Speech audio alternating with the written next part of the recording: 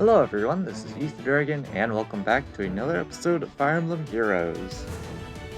Here we are in Summoner Duels R, literally at the brink of Tier 10, so we've achieved our goal once again. Probably won't be as so fortunate in the next season of Summoner Duels R. I don't think we can make it to Tier 13. Would need definitely a great matchmaker for us. But this was the base team that we used for the first match. Because of the bonus heroes, we replaced Legendary Azura with Plumeria. But on this team, Legendary Azura is pretty much just better in every way, just because of the effects and skills we have on her. So, a pretty goofball team. This team is just a bunch of units you might see in Summoner Duels R, but together they don't have any real synergy with each other, so it definitely doesn't make for a great team comp. But let's get straight into our replays here. So we're on this map, of course, the new map with some weird map design. Flyer Kanto is just absolutely broken on this map, as for just flyer units in general, or just a bunch of high range units because of the terrain. So this is our pretty typical setup. I think we use this kind of layout every single match. But the whole point is we can get some double threats. If the enemy doesn't have the units placed well enough, we could, for example, use Battle Plan Yuri to fling Atri here to potentially snipe down the unit here, or we could reposition Brave Erica with Brave Palm here, and then with her 4 movement she can reach both of these units. So that's what we do here.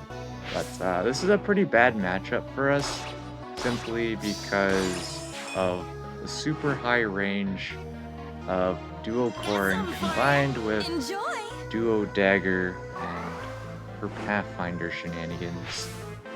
Main reason being we're just not going to be able to coordinate our units well enough. So a big issue here is Duo Corrin again for massive range. Because we've already exchanged Brave Erica off, which was honestly a necessary exchange, otherwise we would have been walled by car save. I don't even know if I showed skills on the enemy units. It doesn't really matter too much, pretty standard things, but the problem here is, of course, they're not going to exchange. As you can see, they move up Dagger so they can snipe down Yuri instead, so they get a free kill there. Because they don't want to exchange Duo Corrin. Once they exchange Duo Corrin, we basically get the advantage, because they no longer have the range advantage over us if we have Atri of Kanto. So that would be massive for us, but at the end of the day, we're just at such a disadvantage at this point. But first match of the week, like usual, we're not going to be able to win. So, and a bunch of players this week, given of course we're in a higher tier nowadays, most players are getting pretty reasonable at understanding when they should hit end turn and not use any more of their actions, so they can get the first action the following turn, which consequently can propagate to future turns. Because once you get the first turn, typically a lot of the way matches go just ends up being scenarios where you will just keep retaining the first action, which is pretty helpful as you get towards the end of the match on turns 4 and 5 especially. But it depends on the team, of course. If you're just potatoing around with a save unit, then going first is almost always bad. But yep, starting out the season with a loss like usual. So now that that loss is out of the way, of course we got our AI match that we won easily. And so now we are up against this team here. So the big thing here is, of course, the far save Ascended Bjorn. We need to sack or exchange Brave Erica or Brave Alm for her. That would be best.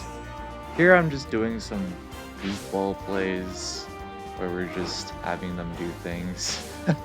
Because it doesn't really do much for us to do what we're doing here unless they like mistap. Then we can get a huge advantage. But the problem here is Atri, so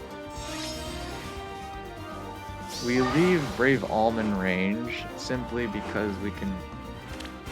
Simply because, fun fact, we can't actually. I believe we can't actually revenge kill Atri with Brave Erica. So this was also a test to see if do people do their daily damage calcs, and the answer is still no. To this day, people don't do it. I mean, it makes sense, but yeah, we didn't want to make it too obvious that they could just pick up the kill and get away with it. So we're just getting ourselves set up here, and we're just at a massive disadvantage because they're playing it correctly. All they need to do is just camp with Atri, pick up a kill when it's best to do so, and then just keep Ascended Fjorm in the back behind allies so that she can't get sniped down, and then we can start raining attacks on her allies with our ranged units. So we put Brave Alm there, and we once again gambit off Legendary Azura there, which they can pick up the kill for free because again, Brave Erica cannot one-round KO Atri. Just for reference here, 64, 70, 75, and then minus 14 from Atri's kit to give ourselves, what is that, 61 attack, which is 49. 19 times 2 would be a kill if it were not for Divine Recreation, giving that damage reduction, so there's just no shot of us actually picking one-round KO there. But they don't know that. They could have ended the match really easily, and we do it again here. They still don't pick up the kill. I don't know how many times we would have to do that for them to actually go for the kill there. But we just do a Desperado because it's turn 4. We're already losing on capture points. We gotta do something. So we decide to go in here. Brave Alm actually can only take out Plumeria, so because of the attack debuff on them. So we had to do that exchange, but they actually pick up the kill with Brave Erica with Atri, which is a huge inaccuracy. Should have done it with one of their other units for sure. Reason being, now we have ranged units against their melee units, and that is way too powerful. It's turn 5 here, so their win condition is to run for their lives and just make sure that we don't get capture points. Because we can't win this match at this point unless they absolutely throw and toss both of their units in to get murdered, which is not going to happen, of course. But the best we can do is a draw, and so our win condition is to pick up a kill and get the capture points. So this is where they just make a fatal error. This is just a complete error in their play. They fling Catria out of the capture zone, and that is going to end their chances of winning. They straight up win here if they just have all of their units in the capture zone. That is it. Because we can only pick up 1 kill and get 2 points. And that's it. We can't get any capture points because there's still 2 of their units left on the field. So they could have won this match. I don't know if they're being nice and giving us a draw, but we get the capture points here for the draw. Definitely a match we should have lost, but we drew somehow, so. And they definitely should have won because we gave them, 3 or 4 opportunities for them to essentially pick up a free kill with Atri, but they didn't take it because they didn't know that we couldn't actually pick up the kill in return. So, daily damage calc stonks still on the rise. And now here we are up against, I believe it's, the title's like Scion Mercy. I forget what banner she's from, not gonna lie. Here they have a maxed out Brave Len, who's a threat to Brave Erica since they can't actually double. There's Near State Brave Hector Bonfire, who's actually probably the worst threat for us here. The best shot we have is Atri, and even she would just simply take an attack, she wouldn't be able to one-round KO because she's too slow to double. Brave Erica can't take a shot from Brave Hector, so she would probably need a pre-charged Luna and would have to go for the one-shots. But the biggest problem is this Larce, absolutely maxed out. Way too fast for us. Whirling Grace, absolutely insane for the null follow-up, and also special cooldown acceleration memes. And then there's this Ryoma here, of course, null follow-up as well for Argento, which is definitely helpful against Atri. So I'm already counting this match as a loss at this point because they have to seriously misplay for us to win. Since essentially they just need to have Larce just walk up to everyone and call it a day, because she's bulky enough with her damage reduction to just wall everything. So we just leave Brave Alm there to get murdered. Unfortunately, he wasn't solo, so he couldn't do any chip damage. He was the one out of all of our units that could do any reasonable damage to Larce, so awkward. Yuri as well is just pretty useless here. Can't double Legendary Ryoma, so we just go for a hit and run. And here we just win because they ended up disconnecting. I don't know why. Maybe they lost internet or something. But this was a match that we definitely should not have won. 100%, because it is already a win for them at this point with Larce chilling here. With her, because again, here she has 49 defense and 44 res base. And they still have other units around, so we would have to take, I believe, 3 or 4 actions to take her out. And we would subsequently keep losing units every time we do that because she picks up the kill on everyone.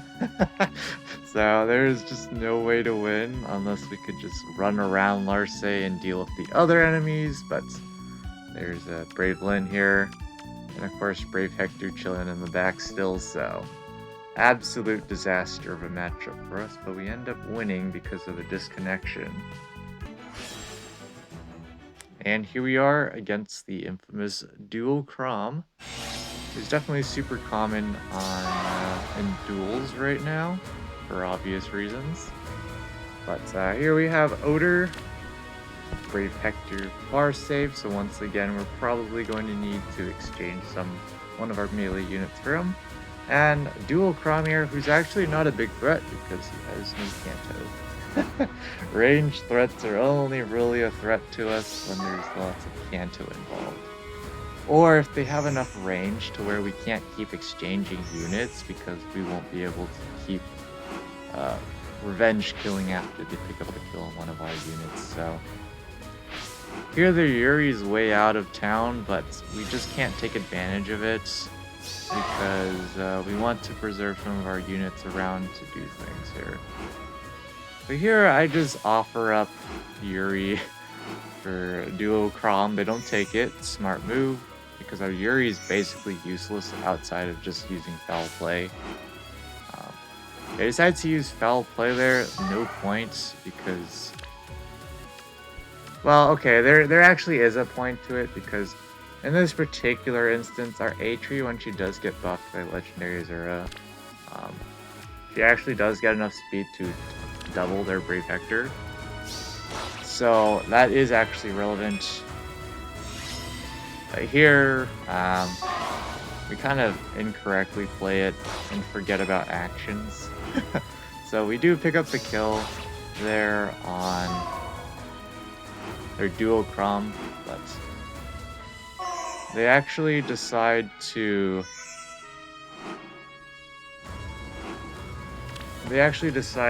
dance through Yuri and just leave. I feel like that was incorrect. They should have just picked up a kill at that point, because then we just get walled by fire save. And here, this is where it goes wrong for them, because we just pick up the kill on Sumeria for free, sort of, because they can still move their units in, but now we have the advantage, but they have the advantage in score, which is not great for us. So we have to get set up for the last turn here, Because now Atri no longer has Kanto, so we just got a nuke. That is all. And so, here their win condition is simply to essentially do nothing, but they allow us to pick up the kill on Brave Hector, and so we are able to win. There's not really much they could have done there, because they needed to prevent Atri from taking out Brave Hector. So, not sure at the end there if they could have done anything to win. But, yeah, we managed to grasp a draw from the jaws of defeat. I don't know. And well, here we're up against a legendary Grima, and as you might know, even though we don't see her as often as we used to when she first got a remix, she's still pretty solid, especially enemy phase, because of all her new toys and stuff. The guard's amazing, Dragon Wall is pretty darn good on her as well, and the big thing here is neutralizing field buffs and getting that +6 to all stats. There's also Speed Resrine and Mystic Boost, so it's actually pretty much a lost cause for us because none of our units can actually take her out in one round. And she has Mystic Boost and Ether. So if we, for example, use Atri against her, she gets 4 charges up on Ether because both of our units attack twice. So that would just spell disaster for us. Here we're just doing whatever. I just let them get the Savage Blow chip damage because, again, it doesn't really matter. The hope was just getting charges up on Brave Erica to get her special pre-charge to do something, but again, with good play, they just will never let that happen. So, it's already a loss here. They can just camp out and win because they're already winning on points. We would need to go in, so we do that here. I don't know why they didn't just immediately pick up the kill there, but now they do after we dance. Probably just to waste our action, so that's also reasonable because they're already winning, so they're just winning even harder now. And Atri unable to take out Legendary Tiki, so we are stuck with Dragon Fang ready, but Harmonized Azura is also no slouch as an offensive unit herself. So even though we can pick up the kill on Legendary Tiki there, they can just pick up the revenge kill, and Grima is just walling us. So there's absolutely nothing we can do. And I'm guessing they couldn't pick up the kill there because of Erica's damage reduction. And I believe she's below 75%. I can't be sure on that, but it doesn't matter. At the end of the day, we just got absolutely obliterated since we had nothing to beat Legendary Grima there. And here we're up against New Year's Fafnir and Company. This is also a pretty brutal matchup for us because there's Kanto, ranged Kanto, and in fact, 4 ranged Kanto. It's only Kanto 2, of course, but that's better than no Kanto. And they have 1 cooldown AoE Yuri, so we preemptively make our move turn 1 because we know that this is an option for them to attack both of the units in our lane at the same time. So I decided to play it like this. The problem is Fafnir just has too much movement, so we really needed to exchange off Fafnir for one of our units in favorable terms for us. I counted spaces incorrectly and thought Brave Erica could reach Fafnir after Duo Krom uses the Change Fate, but obviously he can't. He doesn't have 5 movement. So that's just a kill for them for free. Because in classic Yuri fashion, he's unable to kill Fafnir. Doesn't matter which special we were running, both Glimmer and Moonbow failed to kill. Here we actually timed out, so Auto Battle decided to attack Ash since that was the only combat where our unit wasn't dying. So they just capitalize on that. They can wait for the kill on Alm whenever they feel like. Again, Yuri unable to kill Fafnir, so we're just doing whatever. Also, Yuri could not take out Ash, so just absolutely terrible. This is what happens when you don't invest into Yuri, but this match is completely over. Very poorly played by us. Our best chance was to find a way scenario where we could offer an exchange for their Fafnir for literally probably any of our other units, because we just need Fafnir out of there and we have a chance. Probably also would have to sack or exchange for Yuri, but depends on the situation.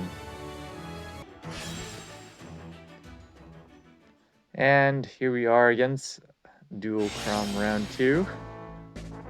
And this time we are up against a pretty menacing team here. They have a legendary Fae who's absolutely annoying for us purely because of life unending. None of our units can one-round KO her out the get-go. We have to just either unproc life unending, which is not possible on this team, via like even pulse tie or something. Or alternatively, we could, we just have to attack into her once to unproc the life unending and then take her out. And this far save Brave Hector, of course, with the standard Hardy Fighter Deflect Magic Aegis combo, we have to deal with that accordingly as well.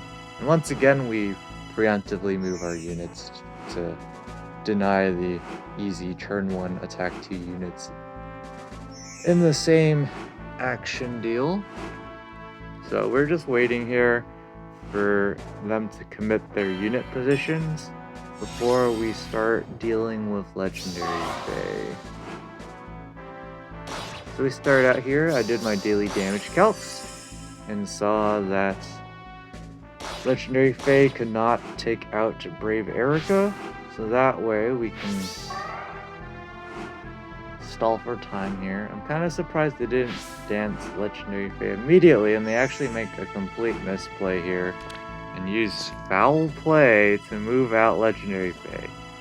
I'm gonna be real, it's not worth preserving Legendary Fae. It's way more important to preserve Yuri, and so Yuri is just in range of Atri to get sniped down, which is not good for them. And we just leave Atri there because we're going to need to pivot our units around a bit. So Legendary Azura is in a bad spot, so we have to take her out.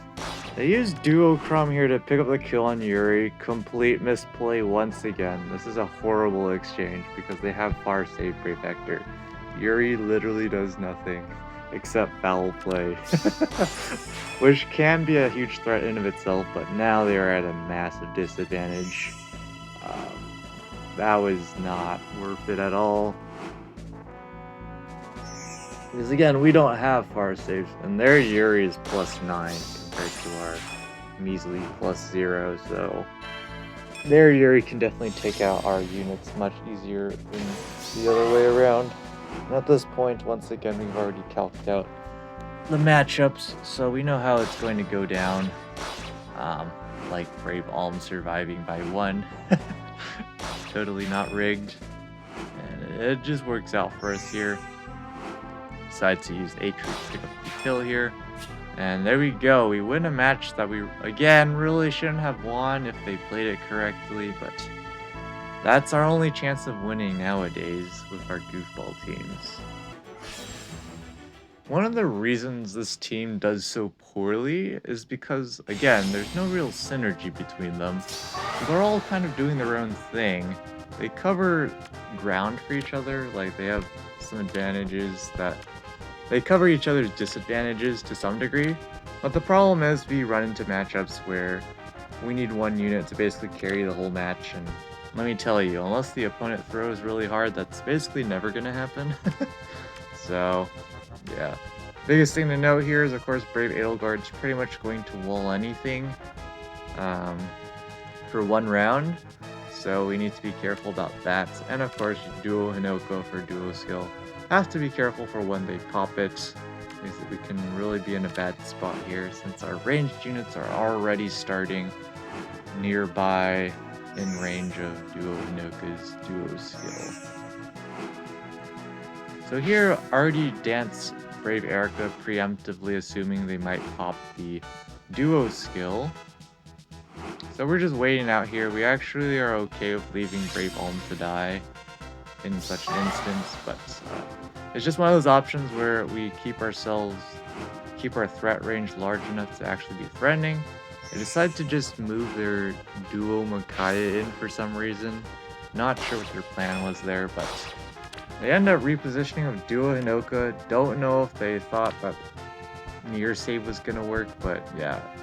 Brave Edelgard can't float over a water tile, so that's not happening. And looks like they just give up at this point, and for good reason. There's not very much they can do at this point. We just have too much of an action advantage over their units, so. And Duo Makaya unable to pick up the kill on Yuri as well, so we're just picking up kills. Because again, no one can one-round KO Brave Edelgard without a special, like what we have on Brave Elm, so the match is over, and we're just cleaning it up here with Atri. Yeah, that's one of Duo Makaya's problems, is she has no guaranteed follow-up attack, so you have to invest into speed if you want to double, because one-shotting nowadays is very questionable. And here we are, against a Fallen Edelgard and support bot team, essentially. But they're running Duma, of course, as their bonus unit. Their Duma is not particularly threatening, so not too big of a deal. We just have to make sure we're not going to get player phased by them, essentially, which is not too difficult. But the star of the show, of course, is their Fallen Edelgard as their main carry.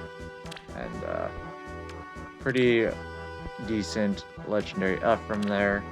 And of course, support bot Elwood. So our objective here is just to buy ourselves some time. So we do some simple, super generic threaten their units turn one kind of deal. And I leave Atri here for one to goad them into potentially moving out their legendary Ephraim because of falling turn. Or alternatively, our not so Galaxy Brain strat, but it is a pretty big gamble to bait their Fallen Edelgard to overextend. So the whole point of that is we're going to be using our 2 higher mobility melee units to engage, and so they go exactly for what we want. And again, we put Atri here to threaten legendary Ephraim in a future turn, to again goad them into moving in with Fallen Edelgard, so they can take out Atri before she can snipe down Ephraim. Of course, they can go first here. Huge inaccuracy on their part. They pick up the kill on Atri. They actually have a win here. A pretty convincing win, I think. It's pretty close. It actually might not matter who they killed there, but taking out legendaries is much more important. And as you can see, I precisely preserve legendary Azura to stay alive, because we need to do that. They're just stalling actions at this point, and they can't save Duma here, so we can just wait to pick up the kill. And now we are in range to pick up the kill on legendary Ephraim, and once again they make another inaccuracy and have him in range to get attacked by Brave Erica. As you can see, she barely kills him because Solo wasn't even active there. They really should not have done that. If they could player phase Brave Erica with Legendary Ephraim, I believe the match is just over. But they didn't do that. So now their Fallen Edelgard is just way too far behind. And with our high mobility, we can just take advantage of the fact that Fallen Edelgard's too far away. And so we're going to just wait, see what they do to burn their actions, and capitalize. So, of course, we could have preserved the Luna to take out Fallen Edelgard faster, but it actually doesn't matter. Here I had the choice of taking out Legendary Elowood and Fallen Edelgard. I decided to take out Fallen Edelgard because I saw we could pick up the kill. It's a bit messy because of our unit positioning, but it works out nonetheless. We just have Brave Alm Chipper down twice, and Brave Erica finishes her off. So, yeah, that's how this team has a chance at dealing with Fallen Edelgard. Kind of misplayed it. I shouldn't have set it up so they had the option of taking out Legendary Azura. That definitely would have made our lives a bit more complicated. But I think it still would have been in our favor, just because we'd be constantly picking up captain kills with Brave Erica while Fallen Edelgard is just too far away to do anything. So I feel like we still would have been fine regardless, but who knows? And I believe at this point we have already made tier 10. So here, this is probably one of the most disastrous matchups we could be up against Loki. Because of course, so with the guard, gravity, and stall shenanigans, not great. And they have a flying Kanto unit and a Farsight unit. They're only running Sacred Cowl, but it doesn't matter. The relevant thing here is that Brave Hector avoids the Devil from Atri, even if we're bluffed with +6 speed, by at least 1 point. It could be more with Gentle Dream, so yeah, the match is basically already over before it starts. There's very little we can do because they can just camp behind Brave Hector and use Loki to put themselves into advantageous scenarios, so we just kind of do whatever. And you'll see they do play it decently well. They do make a few misplays later on in the match, but the match is basically over before it started. So they correctly use Loki here to shut down Brave Erica, but Brave Erica actually doesn't have a great matchup against Pala anyways, so I think she survives. It's pretty close. I forget the calcs because Pala does get Glimmer on the second attack where there's no damage reduction, so it's pretty close. But the problem is we can't get Brave Alm in range to attack Pala because all they have to do is leave Pala ready to go with their action. They actually decide to put Pala in range of Alm, and that's because Alm actually misses the kill, I believe. I could be wrong on that. I'm pretty sure I believe he misses the kill, and also he stalled. I forgot. That's why he stalled. Does he actually miss the kill? Let's calc it out real quick. 51, 54, 50. Oh yeah, that is definitely missing the kill by a long shot. Yeah. So even if we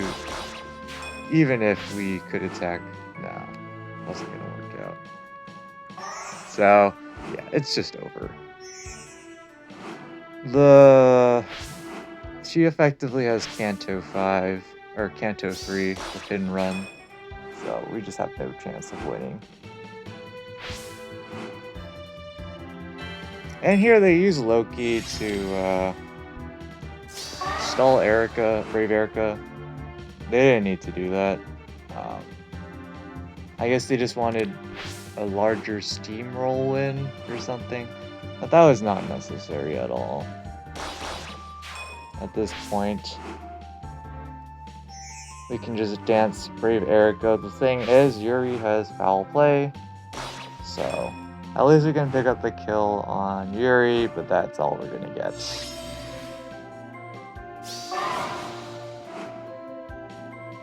Because once again, they stall our Brave Erica, so we can't reach, and they can just run away. And there's nothing we can do about it because we don't have enough actions to stall or advance our units, so that is our final loss of the season, and that kills our season run there. So with that, of course, that's how we ended up exactly at 2500, because we can't get any lower than 2500 once we've already reached tier 10. Can't go any lower than that, but yeah. We decided not to run a bonus unit for the season once we lost, which was the first match of the season. Because again, this team just doesn't have very good synergy with each other. At least if we had Elamine or something, maybe we could do some fun tank builds or something with the damage reduction she can provide. But Duma obviously would not do very much, since you can't even do a meme strat of like 5 Dumas or something. Just have ultra chip damage and then hope the enemy doesn't have advantage or something to capitalize on all that chip damage. But yeah, unfortunate for us. But at least, again, we do make tier 10. Once again, not in top 1k, but I don't care about that. We still get a decent amount of rewards, a decent amount of dragon flowers, and of course, tier 10 rewards. Funny enough, I noticed that this season we started in tier 8. I thought the threshold was tier 7, so I don't actually understand what's going on. Maybe I just missed something in the changelog where they changed it. So you start at the tier, I don't know. I have no idea what happened there, but until next time, that's going to be it for this episode. Thanks for watching. As always, this is the Dragon, and hope to see you all next time. Bye!